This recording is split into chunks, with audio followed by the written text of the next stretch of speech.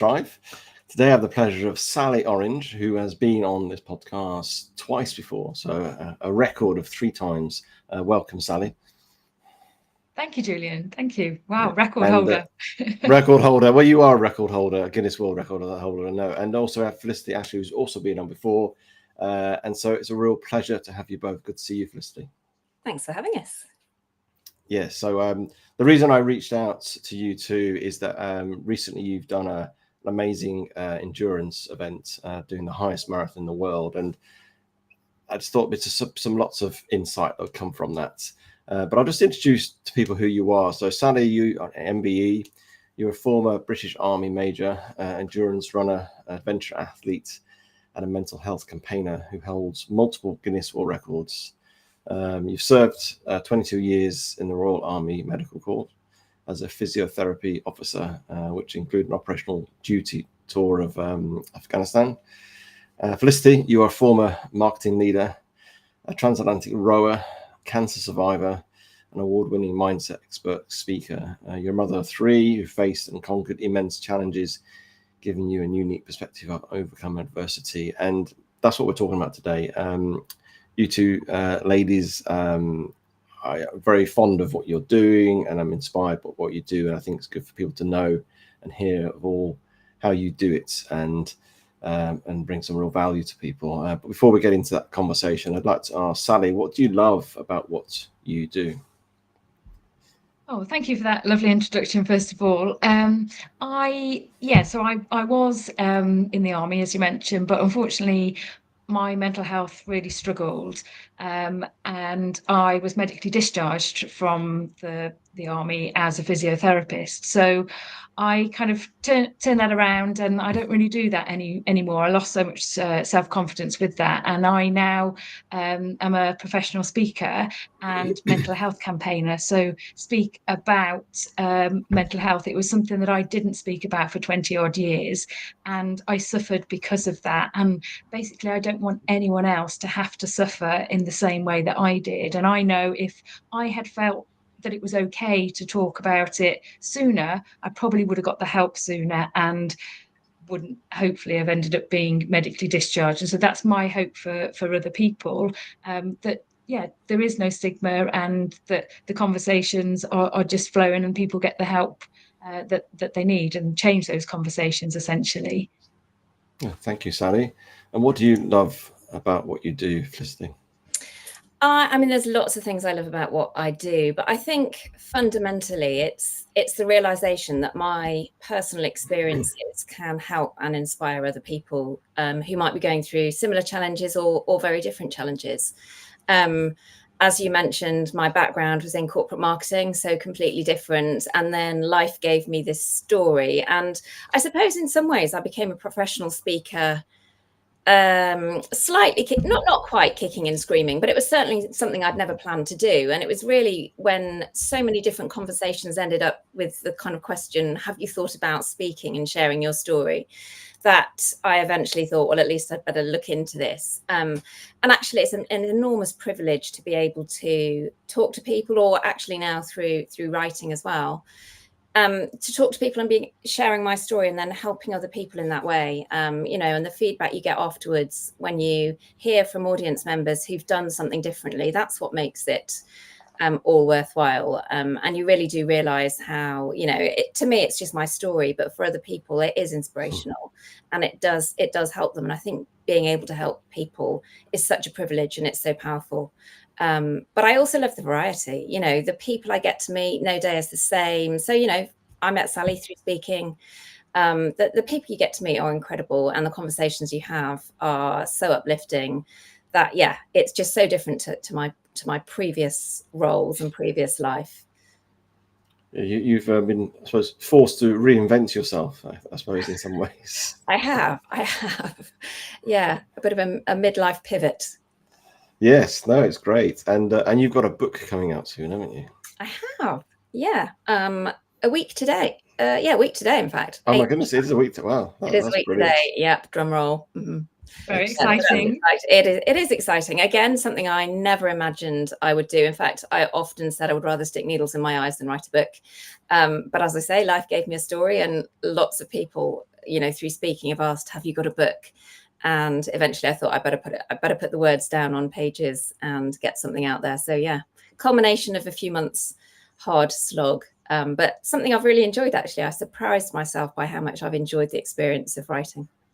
Yes, I wrote one last year, and I was surprised how much I enjoyed it.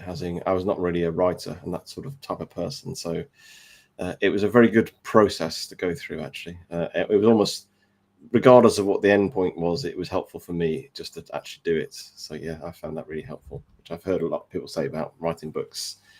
So I want to ask you, I'll ask you, Sally, first. So what was going through your mind when you first committed to doing the Everest Base Camp Marathon, which is the highest marathon in the world? And also, they say the air is thin. I've been there. It's harder to breathe. And so why, I guess, why do such crazy things? And I know you do crazy things, Sally, but tell me why you did this crazy thing. Yeah, so I did. It's actually my second time that I did the marathon. I did it last year, and it was just such a phenomenal experience. I mean, I use 3 words to describe it: stunning, brutal, and epic. But for me, I actually did it last year dressed as a slice of lemon.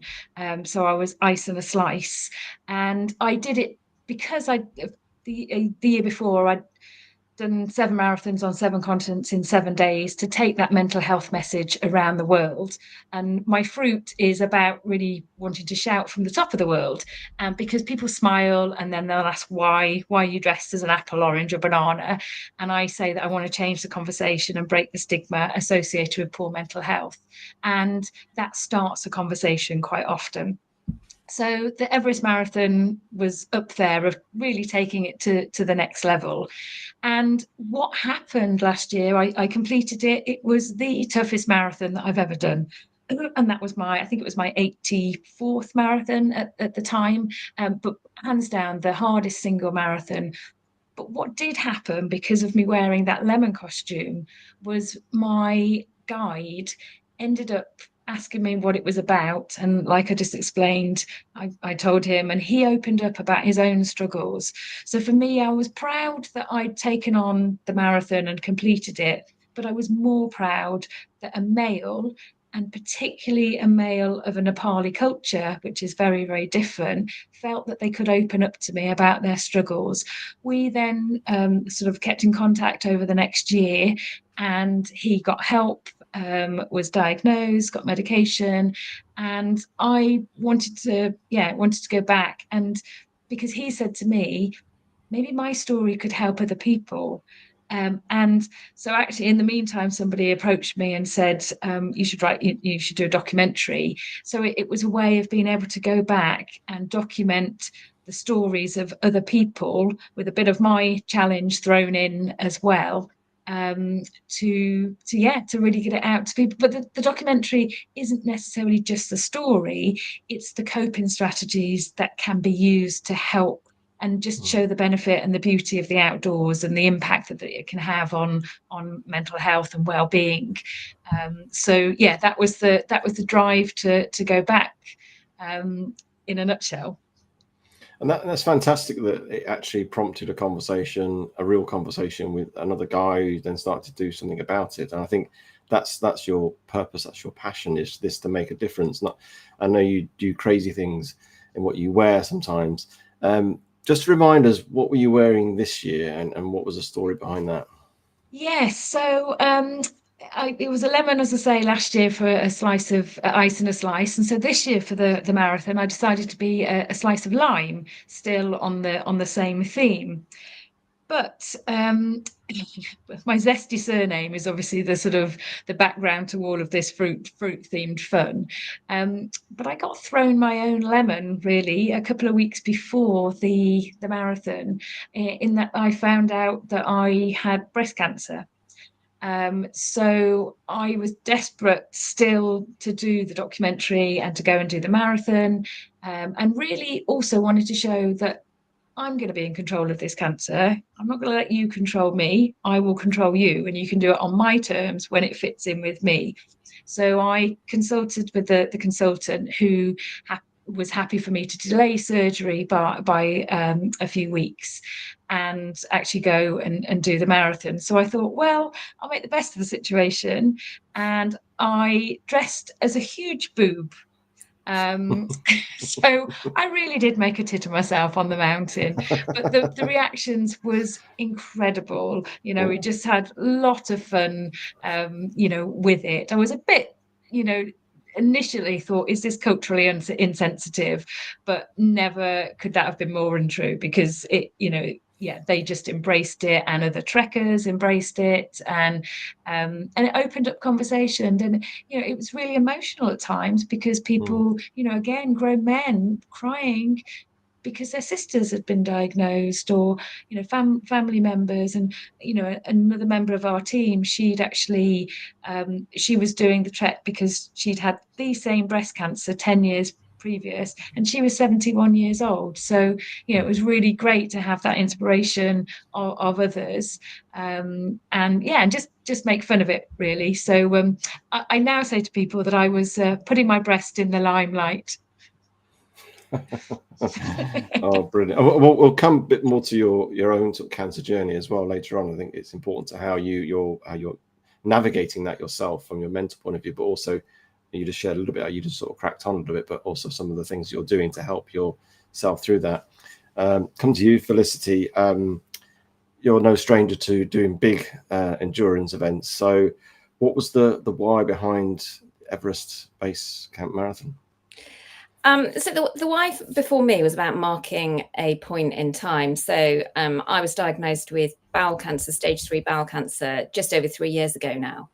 And that came, you know, just a few weeks after completing the Atlantic Rose. So I went from, you know, huge adventure straight into the next challenge, which was more of an adversity spin. And during my treatment, in a conversation with my oncologist, he said, look, you know, I'm going to be on a period, I'm going to have 5 years of being monitored after my treatment. So have a big party at 3 years and an even bigger party at 5 years.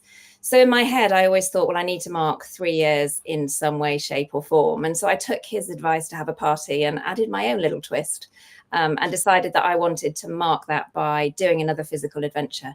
And it was really, I suppose, about proving to myself that I'm not just over it, but I've come back stronger. But it was also to inspire and help other people who might be facing similar challenges, and show them that there is light at the end of the tunnel. And it was also a way for me to actually raise money for the local charity who helped me with my treatment. And so when I was thinking about doing a challenge, I thought, wow, who do I know that's done lots of challenges? And so I picked up the phone to Sally in January and I said, Sally, I want to do a challenge, ideally sometime around May. What have you done? What can you recommend? And lo and behold, she said, well, I'm doing the Everest Marathon again. And I remember having seen her photos on social media last year and just being blown away by, you know, seeing her running with the backdrop of the Khumbu Icefall and thinking what an incredible experience that must be. And so it was almost serendipitous, I think, that Sally was doing it. It was exactly at the right time to mark my 3-year anniversary. In fact, we marked it in Namche and recorded a bit of a video. Nice. on the, you know, the 3-year anniversary. And then of course, Sally got diagnosed just a few weeks before we left. And so that's where our stories came together even more, because I then became somebody that could help Sally through what she was going through. And you know, that whole benefit of exercising through treatment is incredibly powerful. And actually there's loads of research now to show that that does work and it is effective. And it's something that's absolutely recommended. So yeah, it was very much about marking my 3-year anniversary, but also I suppose from a speaker perspective and a marketing perspective, because that was my background. It was, you know, good stories have a beginning, a middle, and end. And I had the adventure, I had the adversity, and this was in some ways about, you know, bolting on another adventure to give it that ending, or at least the ending of chapter 1. Who knows what's next? Yes, I mean it is a great story, and it's great that you marked your 3 years then, and well done for getting to 3 years, because I know it's a big journey that you've been through. So that's immense. That's brilliant, and I love how you've connected, and I see that so much on the certainly on LinkedIn, the sort of connection you have now. And one of the things I talk a lot about building resilience is having that community around us, isn't it? And like-minded people to support us, but also challenge us. And I think that's important, and I'm glad you're connected in that way. That's fantastic.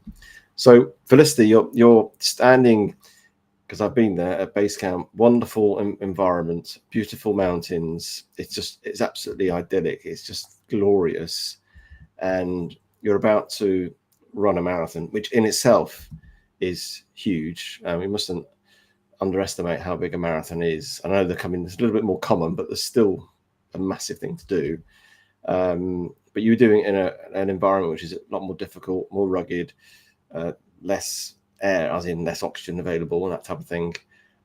So what goes through your mind, what goes through your body, and how do you deal with that whole starting and setting yourself up for that marathon?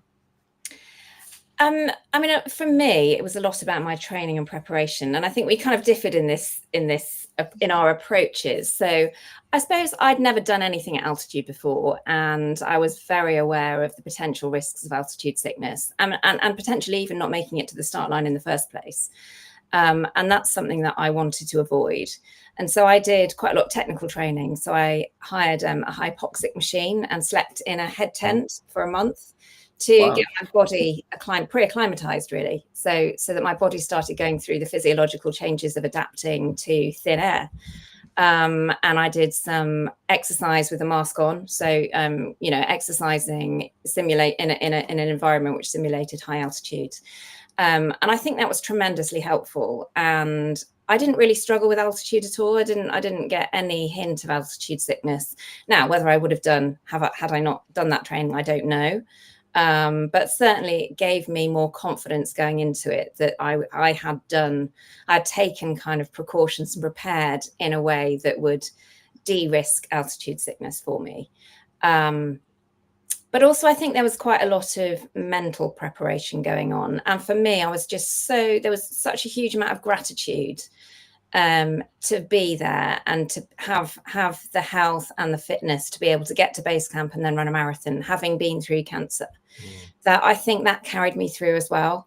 And yes, it was tough. Of course it was tough. I mean, anything like that is difficult. But whenever it got difficult, I just remembered how lucky I was to be there, because so many people don't get that opportunity for whatever reason. And, there I was, having recovered from cancer, fitter and stronger than ever, and, incredibly privileged to be able to do something like that.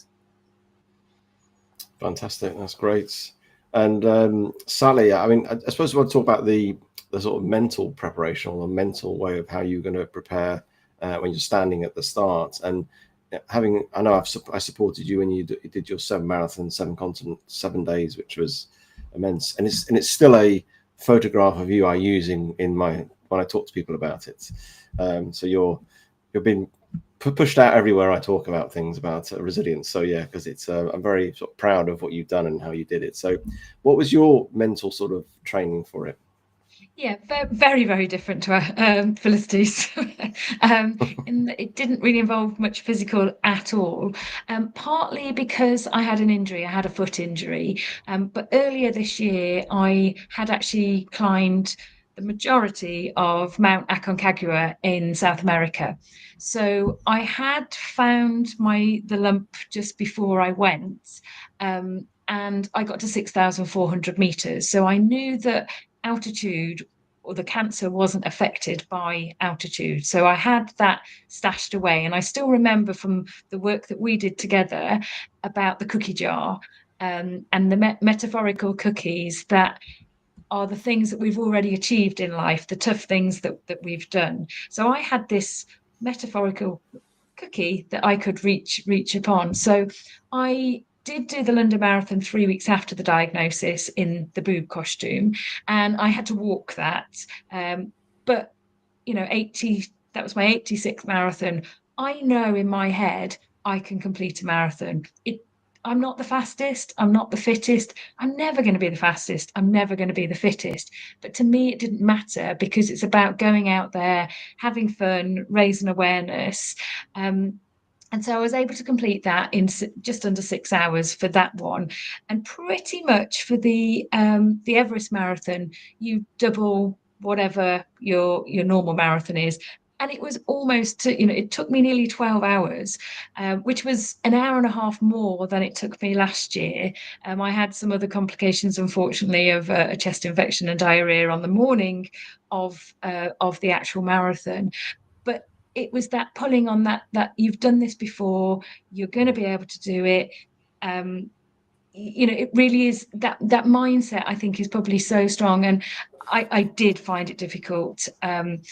I felt at one point that I'd got lung cancer rather than breast cancer because I couldn't breathe. I physically wasn't just out of breath. I struggled to get breath in, and it was quite scary. But I also... What did you do in those moments when you felt that you couldn't breathe? What did you do? I thought about the exact techniques that we were using in the video. So I was listening to the stream with the river. It was not really a stream, but I think we were so far up, it felt like a stream. So I was trying to listen to the noise, and I remember the birds. And then the doctor saw me, and he offered me a packet of polo mints. And again, it was that gratitude in that moment to feel that polo has never felt so good. But yeah, it was the sounds. I was feeling the warmth of the sun, and I unfortunately had been to a funeral just a few weeks before actually going to Nepal of my first boyfriend, and I'd got him in my mind that he'll never get the chance to do that. And unfortunately, my dad's got terminal esophageal cancer, and his chances are that he'll never be able to do that. So that gratitude and in actual fact, there was one point where I would tell myself, just take 5 steps and then breathe 5 times. So breath work really, really came into it. But because I couldn't breathe, that's when it became a little bit more just calm, try and calm down, look around, try and bring that anxiety down. But yeah, it was just really small little strategies, which in the marathons previously, I remember saying that I ran to one lamppost and then I'd walk to another and then I'd run to the next. And it was pretty much the same because there was tags on the trees to mark. And I'd think, right, yes, I'd got the longer term goal of the markers, the shorter term goal of 5 steps, 5 breaths. So yeah, there was a lot going on in here. And you talk about a lot going on. I mean, that's life, isn't it? And whether we are running a marathon, leading a team, or presenting, whatever may be doing, there's always a lot of stuff going on our heads. And how did you sort of, I suppose, quiet that voice? Because obviously that can distract us. It can send us down and spiraling into something that's not helpful. How did you sort of stop that? And it exactly did take me into something not helpful. So I spent a lot of time on my own, and I convinced myself that I'd got lung cancer because it was so painful in my chest, and that was the catastrophizing and the negativity that your mind can create. So I'd got that on the one shoulder, but on the other shoulder, because I've had a lot of therapy, a lot of training, and I'm trying to get other people, I was like, well, just use the things you were telling other people to do. You've got to walk the walk if you're going to talk the talk, essentially. So it really was, right, what we've been doing. Yes, we've been doing breath work. Yes, we've been looking at nature. And the documentary, as I said, is about connecting with nature. And I remember at one point just seeing 2 butterflies on the floor and 2 bees, really minuscule, and thinking, gosh, look at the way they're walking. But because I was so focused on trying to just, I was obviously spending a lot of time looking at the floor at this point. But yeah, it was the really, really small things. And I think being present in the moment, I wasn't thinking about, there would be times when it would creep in. I was thinking, is there going to be anyone at the finish? Will they have packed it down? And I mean, there were people still behind me. And, there's lots of people in front, but it really didn't matter who was in front or who was behind, because I had to look after myself. It basically was survival instinct. But I also think that altitude is nature's way of slowing us down. because you have to stop and you have to take that breath before you can carry on, and look around, because otherwise that's the conclusion I came to, that altitude is nature's way of taking in the beauty, because it was stunning, everywhere you looked, and it's just a real privilege to have the ice fall at some parts, and then the rivers that you're crossing, and the people that you're seeing, just so much sensory overload in some ways, if you just opened your eyes, opened your ears, and felt the wind and the sun on your skin. Fantastic. That sounds great. And I think mindfulness is really important to become in the moment, isn't it? Almost decide on, I'm just going to work out on my next 1 meter square type of mindsets, rather than trying to fix everything else in the world of my life, but actually just do what I can do now. That's what I'm in charge of. That's what I'm in control of. And turn down the volume of the negative one, because that lung cancer that I'd got. I don't have lung cancer. It was just the way that I managed to convince myself that it must be something so much more serious. Yeah, understand that totally. So Felicity, what did you find in terms of your challenges through the marathon itself? And physically, it was very hard. I think I hadn't expected, and actually we talked about this a lot afterwards. In fact, I think all the competitors talked about it, was you imagine that you're starting at base camp and you're going down the mountain and it's a downhill marathon. But for the 4,000 meters that you descend, you go up 3,500 meters. And nobody told you about that little lump in the way. But because on the map they looked like tiny little lumps, and they weren't. They were massive, great hills of huge steps just sort of carved into the mountainside, and that could pretend. I mean, a lot of people came undone at those points, especially because a lot of it came in the second half of the race. So mentally, you thought you were nearly there. You thought you'd broken the 30-kilometer mark and you had kind of 10K to go or whatever. But actually, most of those 10K seem to be steps up, huge steps up. And at that point, it's 100% a mental battle. And just telling yourself one more step, just keep going. It's about kind of focusing on what you have to do, which is get to the finishing line, and know that each step you take is getting you one step closer. But as Sally talked about the cookie jar, for me, what went through my head was my training.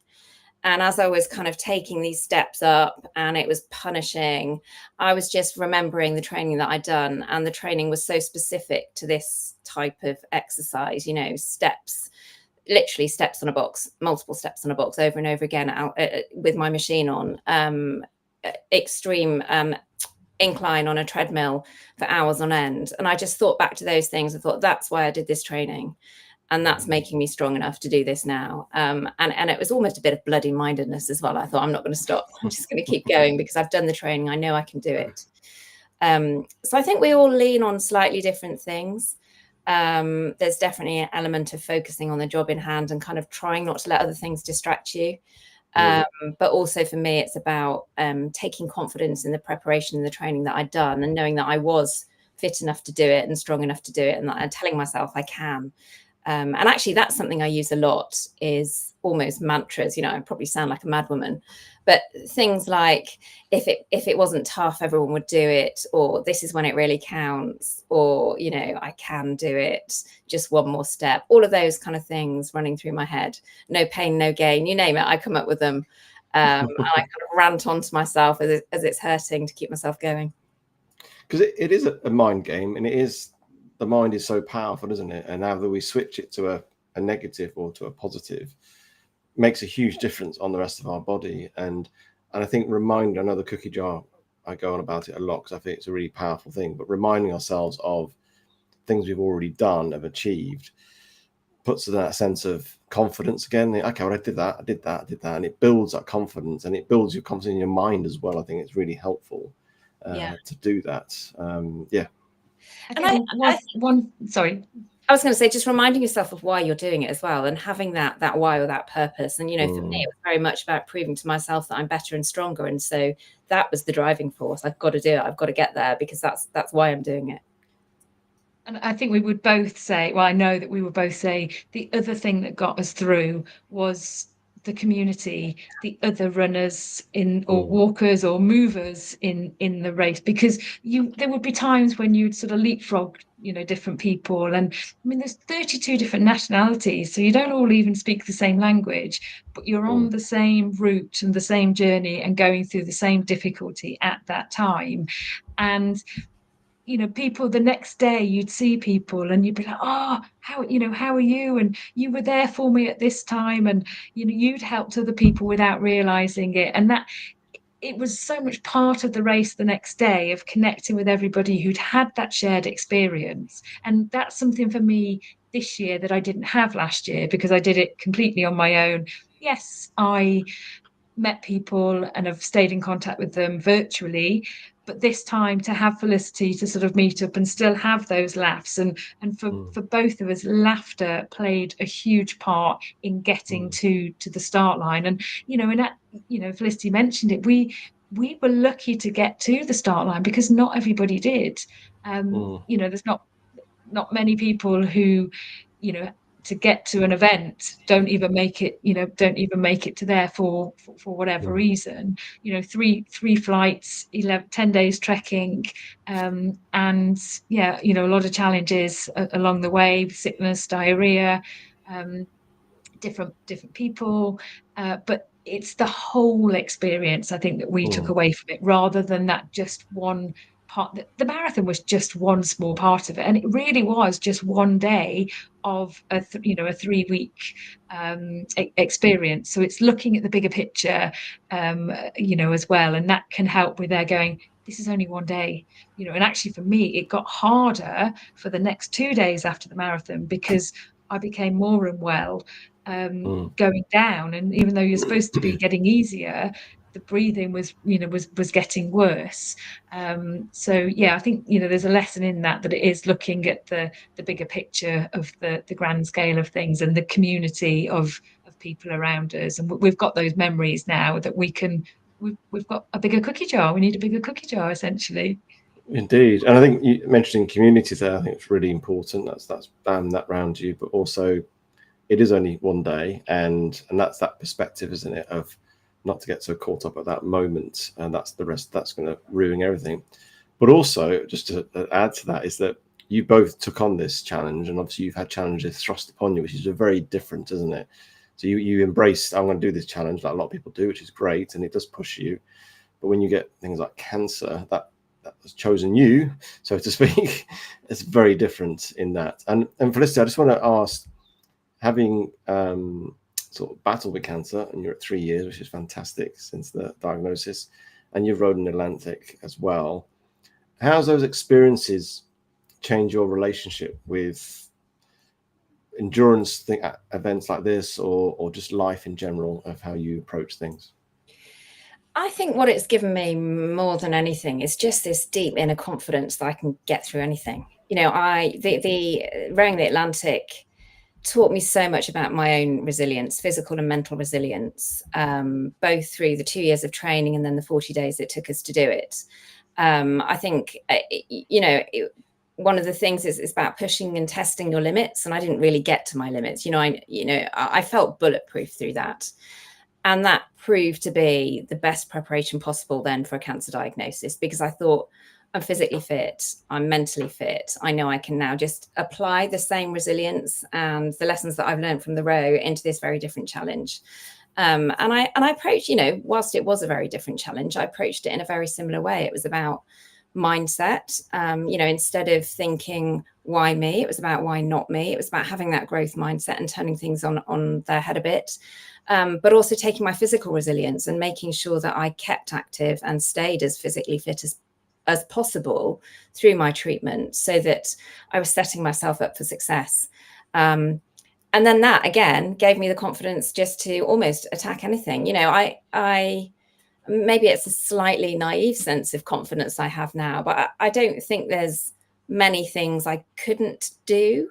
Whether I would do them is a different matter. That comes down to wanting to do it and motivation. But yeah, I just have this deep inner confidence now that I've got this resilience, this innate resilience, but also that I've developed over time, and that I can apply that to almost anything, whether it's a physical challenge or an emotional challenge or a professional challenge. Yeah, so many lessons learned, but a huge amount about resilience that you can then take into any kind of walk of life. I love that you got that inner confidence. It's wonderful to hear that you can just, I can do anything. And I think that's how we should be going through life if we can. Just you know, things will stop just as they do, but having that sort of starting point. But it's not in an arrogant way. It's not in a way that's look at me, but it's in a way because you've done some massive battles along the way to do that. And I also like the fact that you talk about, rather than saying why has it chosen me, why not? You know, come on, it's an opportunity. And how you flip that, and I think that takes a lot of courage and strong-mindedness to flip things. And have you had anything recently that a difficulty that has sort of chosen you, that you obviously didn't choose, whether you want to share or not, I don't know, but that you think actually, and you actually had to put yourself in that, okay, I've got to flip this, and that's what you do now? I'd love to come out with a great story. I don't think I have, but I think I am very conscious of this reframing. You know, it's something I talk about a lot, but it's something I also put into practice a lot. So if I do ever find myself, and it's normally smaller things, you know, it might be, well, I'll give you live examples, very live examples, frustration at the children, you know, on a daily basis. They test my patience, and I She is human after all. And I try and implement my own lessons then and reframe things, you know, find the positives. But I don't think I've had anything enormous challenge me that's really required me to kind of, you know, soul search and do that enormous reframe. But it's something that I do on a daily basis. And, you know, I don't get het up or concerned about, you know, things coming in from left field and pushing things off course, because I've experienced that in so many different ways, through whether it was training for the Atlantic and the challenges we faced there, or the cancer, that I know they are just stumbling blocks, and you can get through them. And actually in finding a way through them or over them, you learn and you develop. And that's the big positive that I take out of any kind of adversity or challenge. Fantastic. It's wonderful to hear. Sally, obviously you've just been diagnosed with breast cancer, and I just want to ask, how's this news sort of shifted your perspective on all the challenges you've already done and will continue to do on life? I think the challenges that I had with my mental health has been so much harder than this. This is something physical, it's something tangible. You can have a blood test and it tells you that you've got cancer. You can't do that with mental health. And it's taken a long time and a lot of hard work with the mental health. But I also, I mean, I got to a point where I very nearly took my life on a couple of occasions. And now I just kind of think, well, I've got through, you know, I'm still here. And that's why I think I've just had the mindset of, well, this is going to be on my terms. And yep, you're here. Okay, accept that. I did a lot of work on acceptance and commitment therapy. So I'm not, you know, very much similar to Felicity. I'm not in the why me, you know, woe is me. And I think just, you know, even just having the privilege of going to a country like Nepal and seeing what we do have compared to what we don't have. You know, we have, I know the NHS has its problems, but we have fantastic people who are working there. We went to one of the hospitals in the Khumbu Valley and they have nothing. And, you know, you just think our chances of survival are so much higher than anyone who gets this disease there. And so it's, again, I suppose it's that bigger picture of saying, okay, you know, I got back and unfortunately my surgery was delayed. It hadn't been booked in. Yeah, it was a frustration because I'd got things planned and prepared for that. But at the end of the day, I had it, you know, a few days ago. So it's still, it's still happened, and it's looking at what we have got rather than what we haven't. I think all too often in life, whether it be, money or material things, or, actually let's look at the positives of what we have got. There will be bumps along the road, and I say, the journeys, you can go from A to B in lots of different ways. You can go along the motorway in the quick way, or you can do the scenic route. And a lot of my life has taken me on the bumpy scenic route, but look what you get to experience along the way.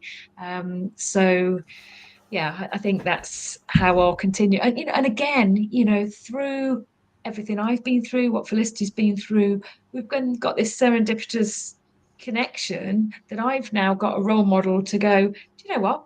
I've seen someone who's done it. It's not all, if I mix myself with people who are doom and gloom, and there's nothing wrong with people who are struggling with their diagnosis in that way. But I do think, the old adage of it, surrounding yourself with positive people, can work in so many different situations, and that's the way that I want to take it. So yeah, again, it's choosing those people and who you surround yourselves with, rather than getting yourself into a negative rabbit hole, as it were. And you talked about gratitude there, which I think people need to remember or recognize or be aware of, I should say, is that gratitude changes your brain chemistry. It does stuff in your brain.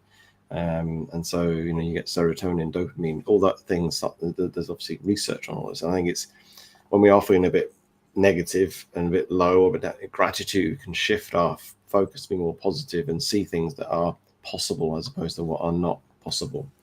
Final question for you, Felicity. You're all about inspiring women to dream big, and you're a perfect role model for that in what you're doing. It's brilliant. What's the responsibility that comes with that for you? I suppose the responsibility that comes with it, that I'm starting to appreciate, is that people always expect me to go on and do something else. It's the what next. And it's continuing myself, I suppose, to role model that dreaming big. And so not just stopping here, but carrying on and doing things to help and inspire other people. There will be plans for something else at some point. But I'm looking forward to that, actually. Really looking forward to it. And I suppose it's just about, role modeling that in day-to-day life with my children. I've got 2 boys and a girl, and helping, show them that there's a world of possibilities out there. But I certainly don't want to push them down one route or another, or insist that they go and do crazy things. It's just about opening their eyes to what's possible and giving them the opportunities that are out there for them. And then supporting them in whatever they choose to go and do. That's very much a personal case with my own children, but I suppose the same applies to anyone else. It's about through what I do, showing that there are possibilities and opportunities out there, and then helping other people to see through the lessons that I've learned how they can do it too. Fantastic. That's great. And final question for you, Sally. Your fruit costumes obviously start conversations about mental health. How do you balance being sort of memorable but also delivering that serious message? Oh, that's a really good question. I think it's almost the way that it evolved. It was never a conscious effort to go, oh, I'll wear a piece of fruit and talk about something serious at the same time. It just so happened my surname was Orange. I thought I'd run as an orange as something fun. And it's what gradually evolved by making people smile. So I guess it's been really authentic, the way that I've then seen that human beings react to other people. And I just think it's such a joy to be able to make other people smile by something so simple as putting a bit of different material on, but the connections that it can make, and the sort of the glue that it can be almost to difficult situations that can, if people don't want to talk about mental health or, breast cancer. Some people feel very uncomfortable, about it. But, about talking about cancer or about talking about mental health. So you just go back to talking about the costume and making light of it. I guess it's a way of being able to read your audience as to whether you take it down the serious route or the fun route. And that's just, that's people, that's connection. And it's what I enjoy doing, and the people that you meet teach you that every day. And I love that question. Adding to that, I mean, I've had the privilege of seeing it firsthand with Sally, spending nearly 3 weeks with Sally dressed either as a boob or a fruit. And actually it blew me away the reaction to Sally wearing a boob, trekking to base camp. It probably took you twice as long as most people because of the number of people that stopped you and asked why and wanted photos with you. But then what was really noticeable was that some people were just having a giggle, having a laugh, wanted a photo with Sally, but other people wanted to then talk about their own experiences or somebody that was close to them that had breast cancer or another kind of cancer. And I think that really impacted on me was that it did open the door to those conversations that people really a lot of people want to have. It's really cathartic to kind of tell your own experiences. And Sally wearing a giant boob gave people license to do that. So I think, it's really powerful. There's a lot more to it than just, a bit of tongue-in-cheek fancy dress. I mean, there was one moment that still is, to me, one of the standout moments of the trip. And it was a Nepali woman selling beads along the route. And she saw me and it was almost as though she was doing my own boob check, because that's the thing for me now, is wanting people to check on a regular basis so they find out what's normal for them. And she just was inquisitively looking up, and her laugh was infectious. So I then said to her, I said, "Do you want to put it on?" And her face just, erupted, her laughter, everybody around, there was a gathering of people. And I've got this beautiful video that, I have shared, and I've had so many people just say, you can't not smile when you see this woman and the joy that she, that she has. But for me, one of the other sort of, I guess, serious but really impactful and things that I'm proud about is that because I have been so open about this, is that 4 women have since got in contact with me and said, because they'd seen my post and me being open about it, having just ran a marathon, and that they thought, well, maybe I should check because I've just ran a marathon. And 2 of the women had also ran a marathon. They checked, they found lumps, and they've also found that they have breast cancer. But had they not have seen that, and they've actually written and said, if I hadn't have seen that, I wouldn't have checked because I just ran a marathon. I can't have cancer. So, it is seeing people that are, the pinnacle of fitness, to run although I didn't run, to complete a marathon. And so, again, just getting that myth out that you still need to check, male and female, and just look after yourself. That's fantastic. It's great to hear the stories of people being inspired to check, and things have been sort of detected, which is brilliant. It's what you want to hear. Just very quickly, I mean, I've loved this conversation. Could carry on talking to you 2 all day long, because I think you're very inspiring, very insightful in your way you've got about things and how you share things. But how can people get in touch with you? So Sally, how can people sort of connect with you and get in touch with you? So Sally Orange MBE on LinkedIn, Instagram. I have a website, sallyorange.com, and there's more about me on there and the different challenges. And I think it's just being open and honest and showing that vulnerability gives strength, basically, and hopefully and give that to others. So it'd be great to connect with people, and thank you to you for hosting this, and thank you to Felicity as well, because she made the expedition, the trip, just a different level. I knew that it was a special experience, but it was just extra special. This, in fact, we joke